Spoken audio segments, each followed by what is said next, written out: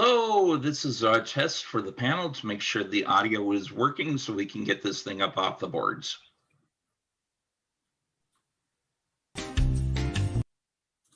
Oh, this is our test for the panel to make sure the audio is working so we can get this thing up off the boards.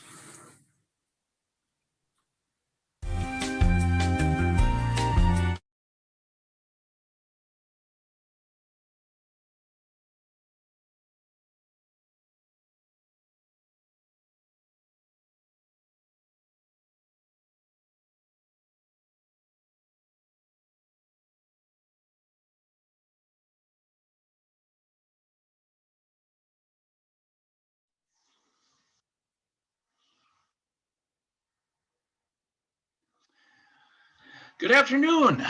This is Jon Sloan. I am the artist guest of honor for MarsCon 2021 and also the returning guest of honor from MarsCon 2012. Good afternoon. I have been thoroughly enjoying this free online event that we've put together this year, and very much looking forward to next year when we can have the live event and actually see people in person. Definitely been hearing some great panels, some great music, and enjoying this just as much as any of the previous MarsCons here. So anyway, now getting to the heart of the matter here. The webcomic that I have created, that I have been working with these characters since 2004, it started off as a little mini comic called Sa-Bom Gym, or Master Instructor Gym. And it soon evolved into a strip called the Do-Jahng, which is a Korean term for a training hall for any Korean martial arts styles. I chose martial arts because I myself am a martial arts practitioner, and I also teach. I've been involved in martial arts for a little over 30 years. I hold a 5th degree black belt in Taekwondo, and I also hold a 1st degree black belt in Gumdo, which is Korean sword art. Been doing what I can through these trying pandemic times, and I'm hoping to get back full swing into training again.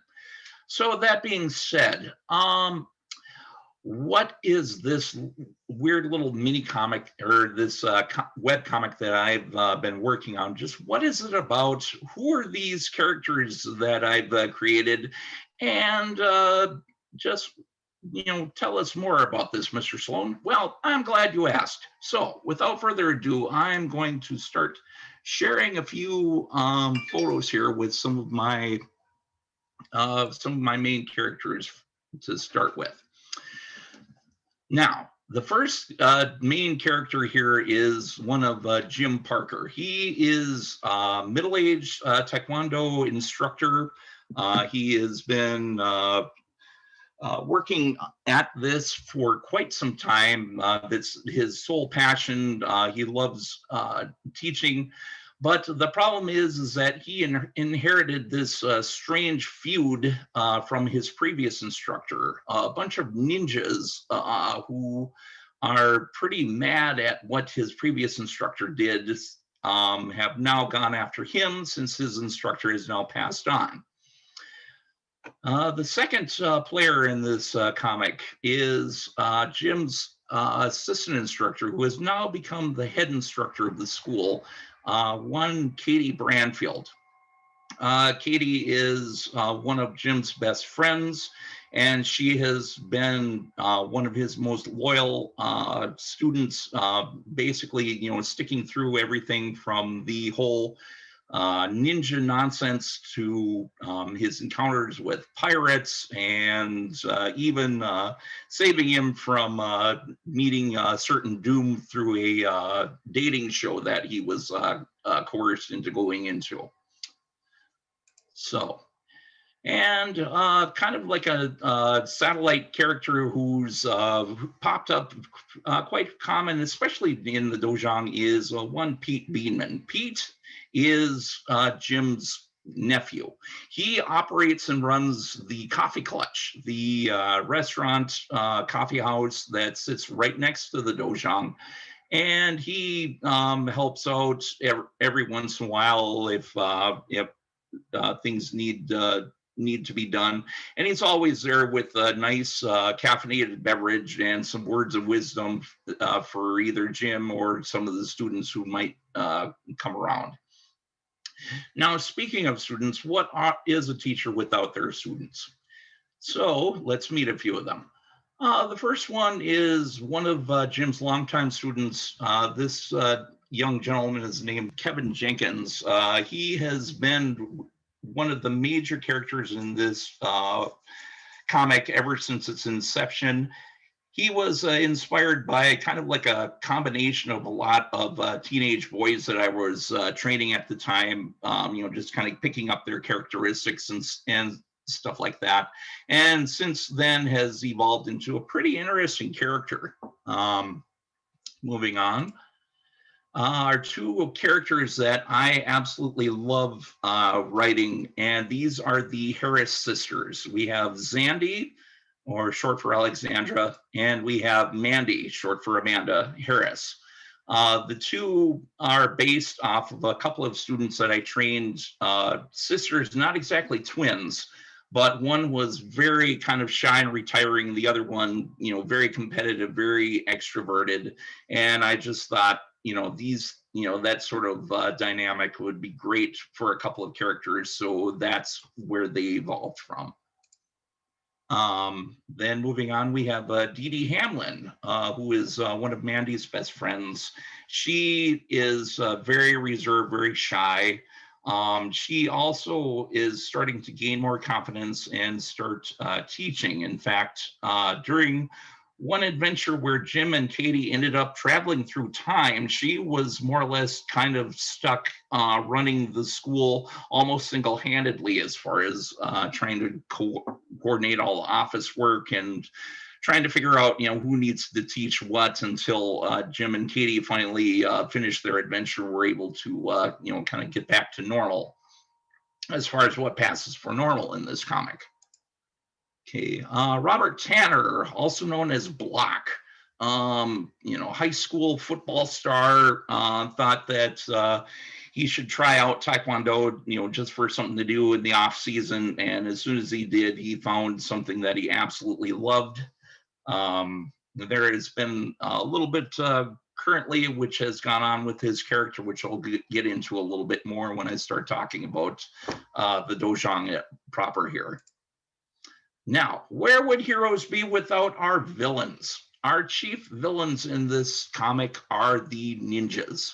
And boy, for as small a city as Dukesville, USA is, it is simply lousy with ninjas. The ninjas are basically split into three different categories. At the very top, and you can see in the middle of this image here, are the Council of Clans. These are the grand poobahs who call the shots and direct the actions of all of the lesser clans. And these clans have various different names. They're all the members in each different clan, it represents the name. There's the clan of sportsman-like vengeance, who run around dressed up in sporting gear on top of their ninja outfits. There's the clan of courteous vengeance, who will wipe the walls with you, but make sure they clean up afterwards. They're just kind of nice like that. The field agents, like you can see at the top of this image here, these are your generic everyday ninjas, if there is such thing. I chose to color my ninjas in these different gray outfits. I didn't want to go for the black traditional ninja outfits, because that's usually what everybody else does. So I needed to do something to kind of set it apart. So now, to go through some of the other villains here, Morris is one of the main villains who was introduced in the mini comic and has popped up from time to time. He made the original deal with Jim's first instructor that kind of backfired and caused the feud with him and the ninja clans. He used to be part of the clans, but got kicked out because of so many defeats from Jim and all the rest of his students. Moving on, there is our femme fatale, Miranda Bell, who used to be romantically involved with Jim, but then when he decided to stand up to the clans, that kind of got in her way of wanting to join the clans in order to kind of take over from infiltrating them. So she just kind of decided that she was going to, more or less just declare war against him as well. So Morris and Miranda here are pretty much rogue agents. They work in tandem with the ninja clans, but they more or less like doing their own thing. And then we have this gentleman, Quan Mar. Quan Mar, there's not a whole lot that we know about him yet. We don't know where he came from, what his background is. All we know is that his training in his school is very brutal, and he is a stickler for demanding loyalty from all of his students.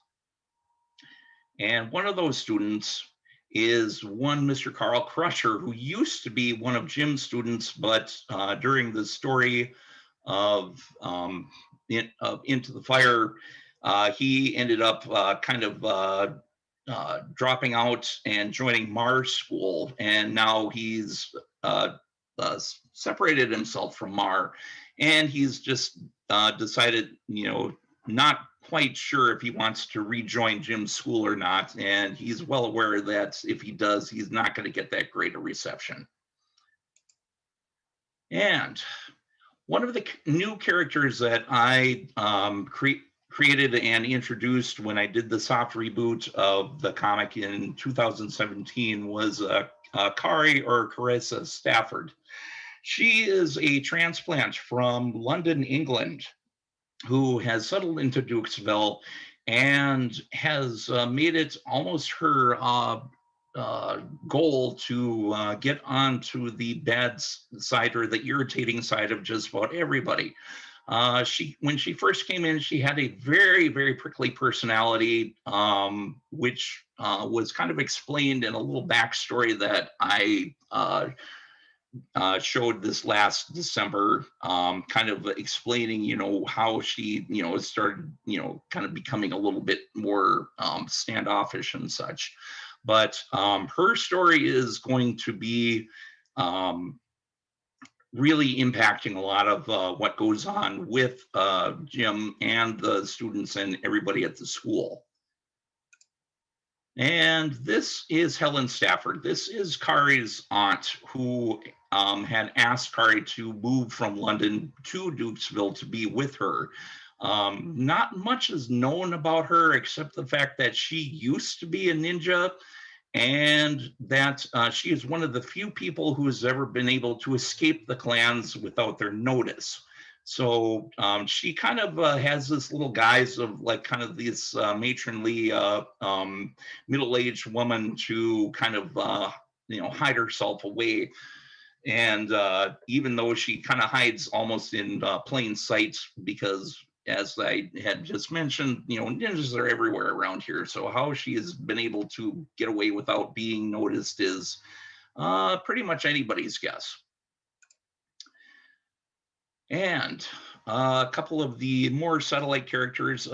This is Nancy Smith. She came into the story around the time when I was writing the dating story, which I'll describe a little bit more later. And soon, and this is another character who I have just recently introduced within the last year or so. This is Celeste Sanderlin, maiden name Simmons, excuse me. She was Jim's first girlfriend that he dated when they were in high school, and she is an accomplished painter who has made a name for herself in Europe, and she just recently just kind of wandered back into Jim's life again, and has become, impetus for, kind of shaking things up right now. And a couple of satellite characters. This is Carla Mendez. She is one of the few people that Kari has befriended because of both of their love for art. She is a talented student painter, and she bonded with Kari because she understood Kari's kind of culture shock with moving into a different country and just trying to acclimate to different cultures and such. We have Lola Swanstrom. Lola is Block's longtime girlfriend, and she has had more than a few times where she's had some choice words with Kari, who's tried to flirt with Block a few times. Lola doesn't train, but she has basically threatened Kari that, if she messes around with her boyfriend, she will knock him into the middle of next week, Taekwondo training or not. And then rounding off our cast here is Autumn Monroe. Autumn is a ninja. She is one of Miranda's agents, but she is also the best friend of Helen, Kari's aunt. And so she has been doing her best to try to keep Helen off of the ninja radar, since she made a promise to kind of protect Helen and Kari. But even so, she has been trying to do what she can to try to lure Kari into the ninja world, which is something that Helen is strictly forbidden. So that is kind of a rundown on some of the characters here. So where did all of this stuff come from? Where did it start? Now, I just had a question. I do have a few. I do have one. Let's see. Hang on. Sorry, my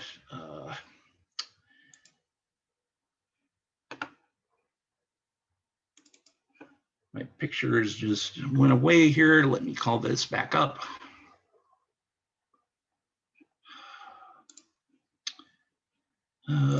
Unfortunately, and I thank you so much for bearing with me here, because this is just kind of silly.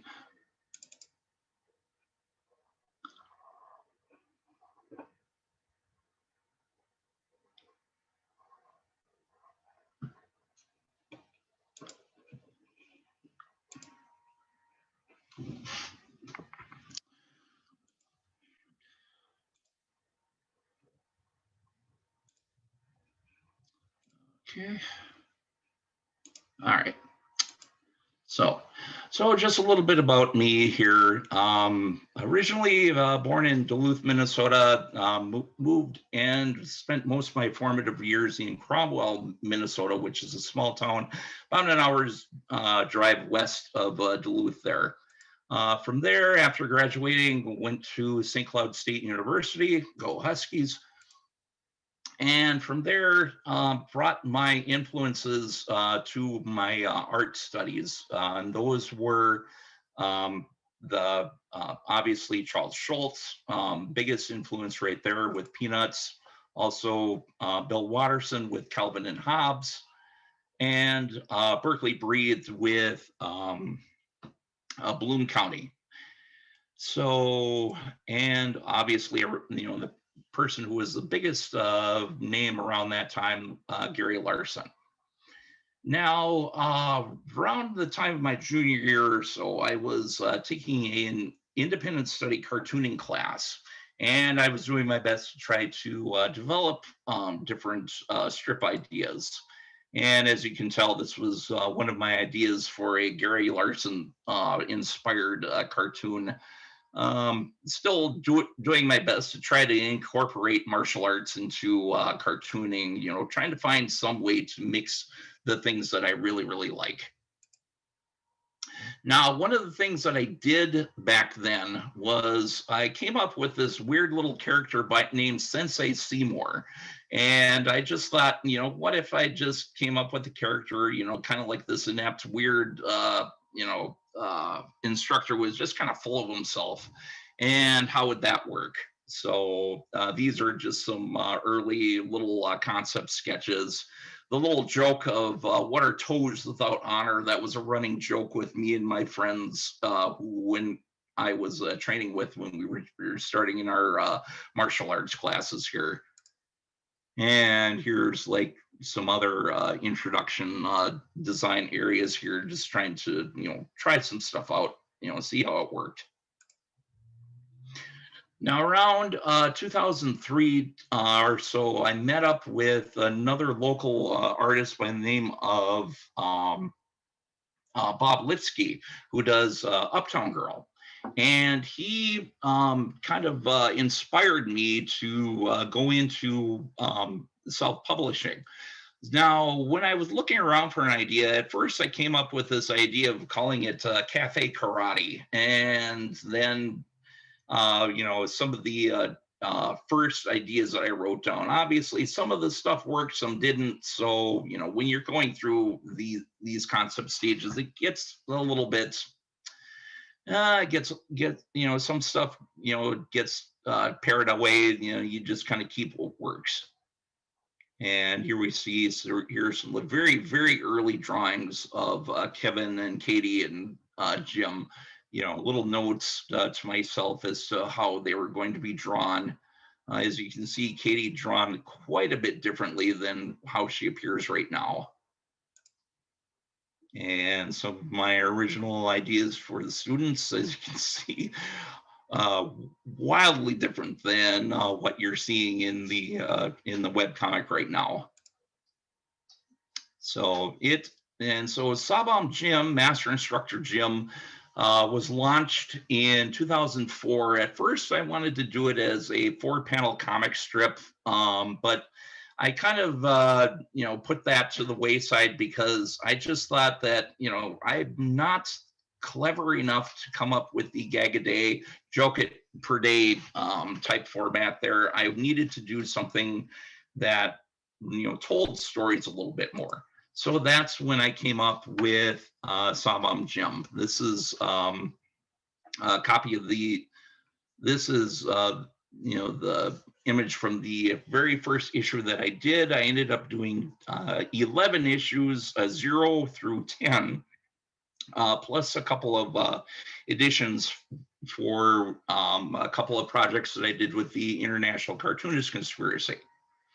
The International Cartoonist Conspiracy is a group of comic artists and cartoonists.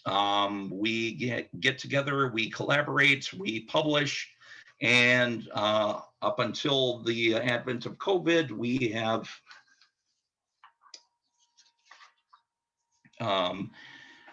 we had our monthly jams where we would do jam comics and we would get together and swap ideas and that sort of thing. Let me just pause here a little bit just to field a couple of questions. There's one question here. What drew me to study the martial arts? Let me stop sharing here just for a second. What drew me to start studying the martial arts, and this is going to sound really silly, but it's the honest truth. I had watched the movie The Karate Kid the second time through. I had seen it once before, but I guess when I did, it was my sister renting it in a VHS tape way back in the day, so you can pretty much tell how old I am. And she had watched it, but I was working on some homework, so I was only paying like nominal interest to it. It wasn't until later when I saw it a second time and I was actually able to pay attention to it that something about it really just kind of clicked with me. It wasn't me relating to the main character of Daniel LaRusso, who was getting picked on and beat up and stuff like that. I mean, even though I went through a little bit of that, that wasn't the reason why I wanted to go into martial arts. What drew me in was Pat Morita's portrayal of Miyagi and how he was portraying karate as just something that had a lot of culture, a lot of discipline, a lot of respect. And that was something that, really just kind of appealed to me. And when I started at St. Cloud State, where I was growing up at the time, martial arts lessons were kind of a rarity at best. So I just more or less felt like, well, if I'm going to do any of that type of training, I'm going to wait till college so I can find something I can access easily. Once I did, that's when I started in martial arts. Originally, it was called Tong Sudo, meaning way of the China hand, but now it's been renamed Subakdo. And I trained in that up until about 1993, right before I graduated from college. Then I switched over to Taekwondo when I moved to Mankato soon after college. And then from there, I achieved my black belt in 1995. And it's been, pretty much a long and interesting journey since then. So thanks for that question. Now, there's another question that I have here.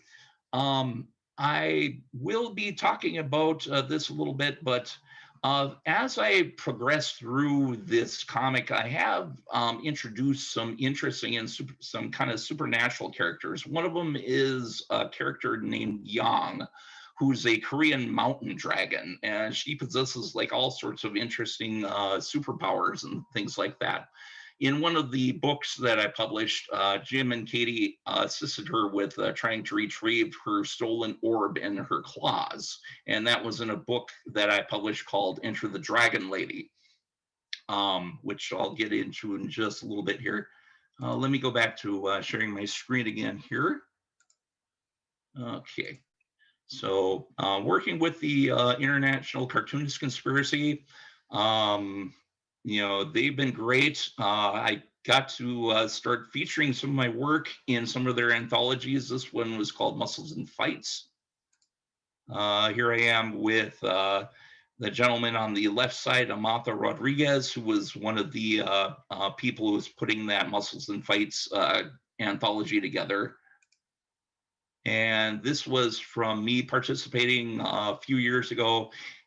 Well, actually, about 5 years ago, from the 24-hour Comic Day, which is an event that I tried doing either with this group or even solo.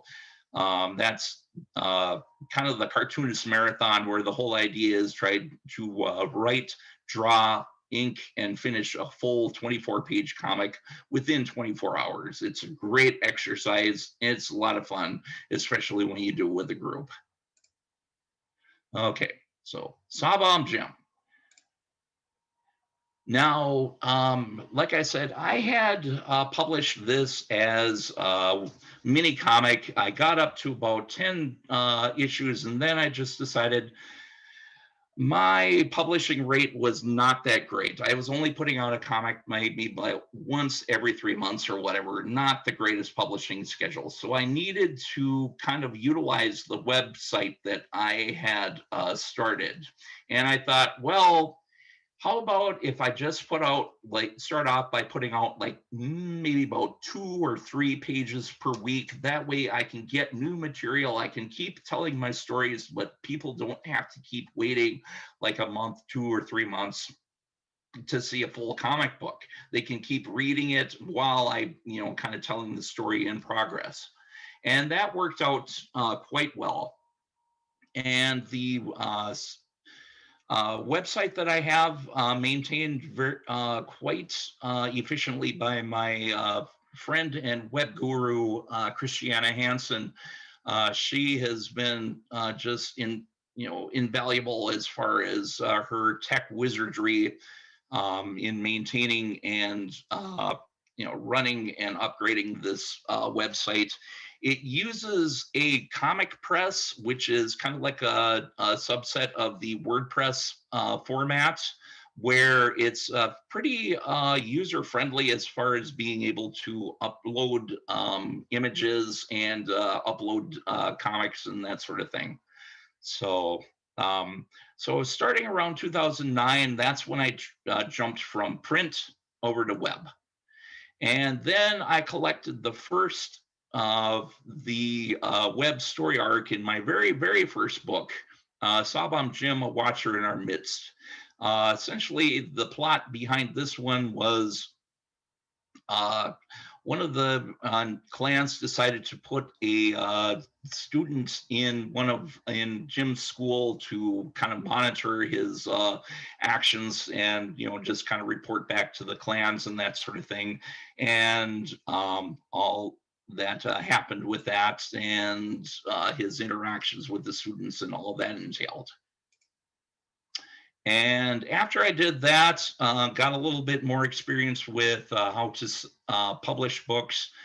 I decided to go ahead and put together a trade paperback. And the volume one collects not only all 11 comics, but it also collects the stories that I did for Muscles and Fights, and also for the Lutefisk Sushi events that I did with the International Cartoonist Conspiracy.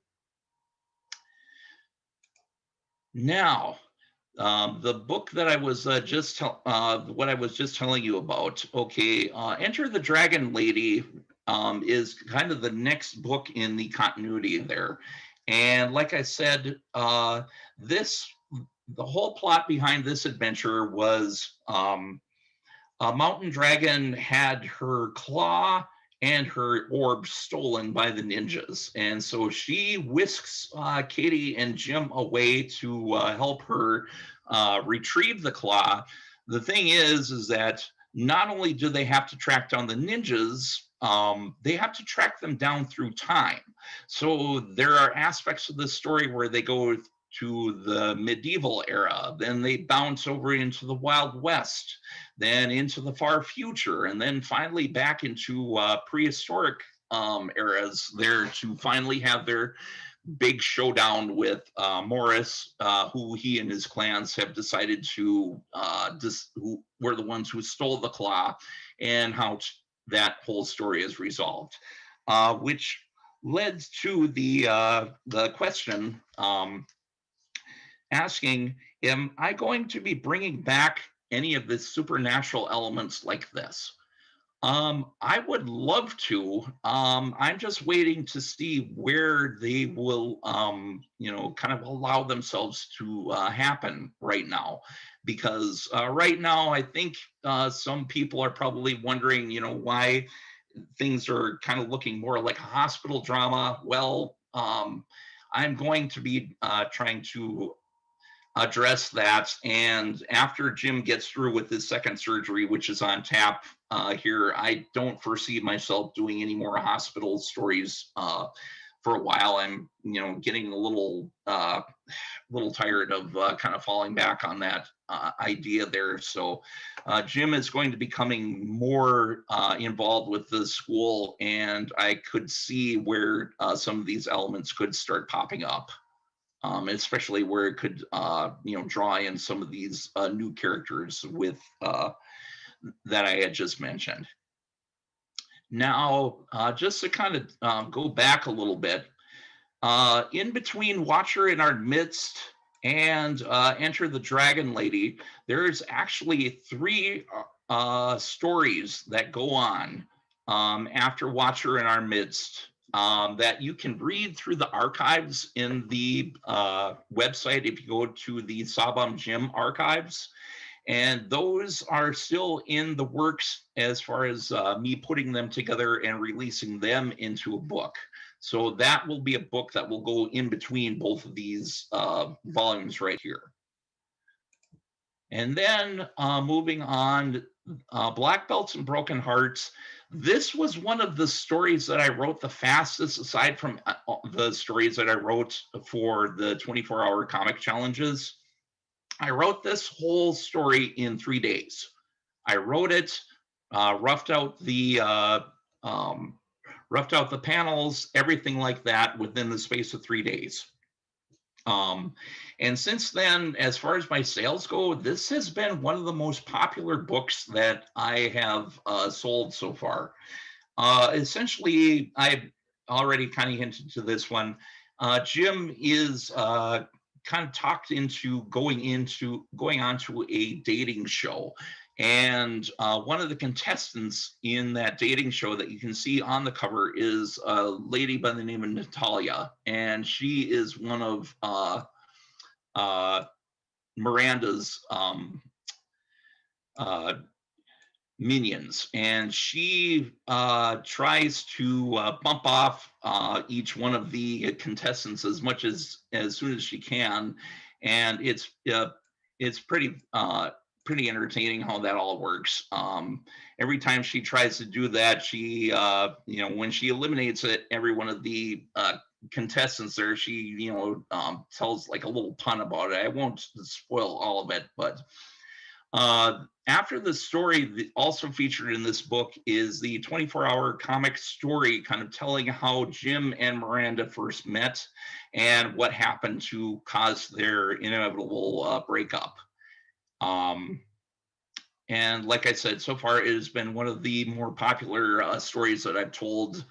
So that's what I've been doing so far. So now, come around 2017, I did like a little soft reboot. Christy was telling me that I needed to upgrade the site. We needed to upgrade the look of it and everything like that. So I thought, okay, well, why not just take as much advantage of this as possible? Okay, I kind of felt like I had told almost everything that I really could with stories centered around just one character. And I thought, let's just expand this thing. So I chose the Do-Jahng as kind of a nice neutral title to be able to just kind of, go back and forth and tell a lot of different stories with a lot of different characters here. And that is what led to what it is right now. Now, one of the things that I wanted to do differently is instead of printing out the Do-Jahng in book format, I decided to do it more in the comic book style format. And so far, there are 9 issues available for print. You can find them through the website. You can order them through lulu.com. I do have a few on hand. If people wanted to buy them and wanted me to sign them, plug, as far as that goes. But what I wanted to do was to just kind of have a nice neutral title so that I can really play around and tell more stories with more characters. So just kind of going through some of the cover designs that I have there. There will be more issues forthcoming as soon as I can get more of the cover designs finished. But they will be more or less black and white reprints of what you see from the website here. So the last little bit that I wanted to go through here while I'm talking your ear off here is a little bit of my process here, and this is just going to be kind of nice and short here. When I start off writing and drawing on a page, I lay out my panels. Now, when I do my pages, I have kind of like this habit of switching between 3 and 4 panels per week. Now, I don't know where that idea came from, but I just felt like if I had something that kind of limited the way that I did things, maybe that just might help to, present some interesting challenges there. Now, once I have the panels already laid out, that's when I'll kind of, take kind of like a little imaginary line and try to figure out, okay, where is my impact panel? Where is the spot in this page that I want the readers to look at the most? And here I just kind of did like a little marker overlay here just to kind of illustrate that a little bit more graphically here. And then once I have that done, I will go in and I script and I draw, pretty much at the same time, except I will write out all of my dialogue first. To me, I have to get the words down first. There's just no two ways about it. That's just how I'm wired. I will usually figure out where I need to place my word balloons first, and then I will start roughing in my pencils and such. Now, once I have everything penciled, this is kind of like just a typical example of one of my rough penciled pages here. It will go into Clip Studio Paint, which has a nice little function where you can add these nice, fun little borders to make everything look nice and neat and professional looking. And I will put another layer on top, and that's where I will do my digital inking. As you can see, I added a lot more interesting little aspects here.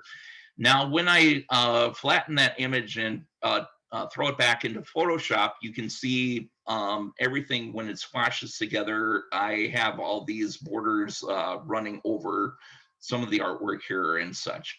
So that's what will happen is I will take that, put that back into Photoshop. I will, essentially take a paintbrush with white paint, and I will go around and clean up all of the areas that I see need to get fixed up. And that's where I will start putting in the type font for all the dialogue and any of the sound effects that I need to put in. And then after that is finally all finished, then comes the color. With the Do-Jahng, especially if people have been reading Sa-Bom Jim leading into the Do-Jahng, you notice that I don't really shade any of the pages in my Do-Jahng strips. I used to in Sa-Bom Jim, and that's only because when I was doing Sa-Bom Jim, I was only doing like 2 or 3 pages per week.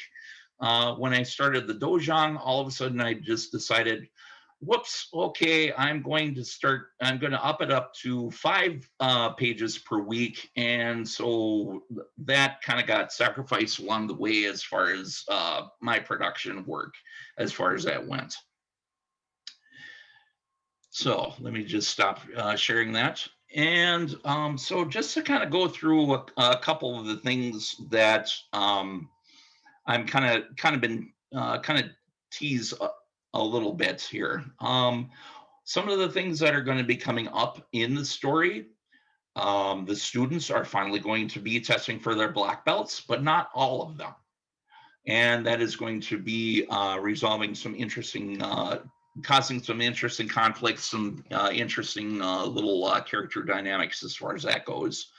I haven't decided if Carl is going to come back as one of the students yet, but we do know that he and Kari have recently just hit it off. So there is going to be some interesting dynamics going on with the two of them dating, especially with as far as reactions from the previous students as to previous event that happened, which I won't go into because that's your homework to go and read that if you haven't done so already. Ha ha ha. Jim right now seems to be kind of caught in a little bit of a love triangle here with Celeste and with Katie. I am hoping to try to resolve that. I know a lot of people say, don't do that. You take a look at, a lot of TV shows and sitcoms and stuff like that. As soon as they, try to resolve any type of, tense situation like that, things tend to go downhill. But I'm just getting a little tired of that trope, and I want to resolve this as soon as I can. And I'm hoping that once I do, maybe then I can start kind of revisiting some of the interesting little things like Yang, the mountain dragon. She has popped up more or less kind of subconsciously in to Katie and also to Jim. Kind of in their dream state when she needs to talk to them and give them advice as far as what to do. So there might be a little bit more going on, and it might involve a little bit more of the students. So just to kind of pull them into the whole thing there. So now, I've only told this to maybe a few people, but I am also in the process of working on a prequel strip. This is going to be called Jim and Celeste, and this is going to be a prequel strip, which is going to be detailing their whole dating experience from when they first met, when they were sophomores in high school, and then they will, and which will end basically, after graduation. Okay, we have another question here. Am I going to bring back the coffee shop dog, please? Oh, Java dog. Okay, so just to kind of backtrack a little bit, with Pete and Mocha, what happened with that is that they were characters in a previous comic strip that I did called The Coffee Clutch. That only lasted maybe like one story arc and then just kind of, fizzled out. But I love the character so much that I kind of imported them into the Sa-Bom Jim universe. Now, since my little soft reboot in 2017, Mocha used to be kind of like a more cartoony cat. She was able to talk directly to the other characters and stuff like that. But now I've kind of relegated her back down to acting like a actual cat.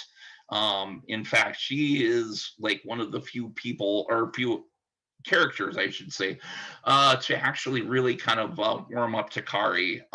In fact, she was one of the things that uh, Pete got convinced to let Kari be one of his employees here. Uh, so now I am going to keep on doing this as long as I'm able to. I am always looking for ideas as far as trying to expand my storylines and such. But I think one of the things that I plan on doing is actually letting the characters age, as is starting to become the trend in a lot of comic strips now, and letting the people be able to, kind of move on, grow, in that sort of thing, because that's, so a little teaser there. Once a lot of the students do reach graduation age, some of them will leave, some of them will stay. I'm not saying who or what, but that will leave the door open literally for new students to come in and be able to tell some more interesting stories. A lot more with Kari's heritage, her immediate heritage, and how that affects her relationship with her aunt. And the ninja clans is going to be starting to bubble up a little bit more. So there's going to be a little bit of interesting things going on with that. And so on and so forth. One of the things I noticed, especially when you're doing cartoons and comics like this, is that it's an ongoing journey. It doesn't matter how long you've been doing a specific art form, you can always learn more, you can always experiment with more, and that's what I plan on doing. um, Last night, myself and Nora, who I was doing the panel with, I mentioned something about with when you're doing some type of artwork, and using different mediums and stuff like that. It's kind of like relying on like those two or three gears on a 10-speed bike that you use constantly, and you're more or less forgetting about the other seven. But every once in a while, you have to kind of try those other gears out, try different mediums, different layouts, different effects, different things here and there. And sometimes that works, sometimes that doesn't. Right around 2011, I made a little error, where I tried to upgrade my drawing style to make it look more like a traditional comic book, and that ended up kind of blowing up in my face. because what happened was it was starting to affect the way that I was writing, and it was affecting the art, and just everything was starting to kind of go to pieces after about a year or so. And so I was almost on the brink of just quitting the whole thing. But that's when I just finally just decided, okay, maybe I just need to go back to the basics, which I did. And I'm glad that I did, because that helped me kind of like reset my systems and just keep on moving. So at any rate, that's kind of the long and the short of what the Do-Jahng is all about. Again, when I first kind of came up with the idea, I wanted to try to take martial arts in kind of a little bit more lighthearted way than how they had been portrayed in movies, and especially in comics. I was getting tired of every action movie that I was seeing being like, oh, the bad guys killed this guy's teacher, they killed his girlfriend, they killed his brother, they killed this guy, this guy, this guy. I was just getting so tired of the lone wolf vengeance, driven characters, that I just wanted to do something fun. And even now, almost 16 years later, I just want to tell stories that are fun, stories the way that I want to see them, the stories that I want to read. When you're doing comics or anything like that, you have to be your own biggest fan. Otherwise, why do this? And so anyway, there it is. And just one little piece of advice. I'm not saying this to gather up praise or anything like that, but if you have a favorite webcomic artist, and I'm not just talking about anything that's, that I may have done. I know I'm sounding conceited here, but that's not my intention. But any type of webcomic or novel or anything like that, especially by any local artist, drop them a line. Tell them how much you appreciate what they do, because that is what really keeps a lot of us creative types going. Knowing what our audience likes, what they respond to, and even just telling them, hey, thanks for doing this, because I mean, especially in times like this, the more we can all pull together, the easier it's going to be for all of us to get through all this. So there we have it. And again, I have been enjoying my my little tenure over this past year, being and creating all of the artwork for MarshCon this year. And I am definitely looking forward to attending the live event next year. So everyone, please keep well, stay safe, and stay tuned for another panels, and I believe closing ceremonies will be coming up at approximately 4 p.m. this afternoon. So stay tuned. Check out the other channels on Discord, and we'll see you on the webcomics. Thanks, everybody. Take care.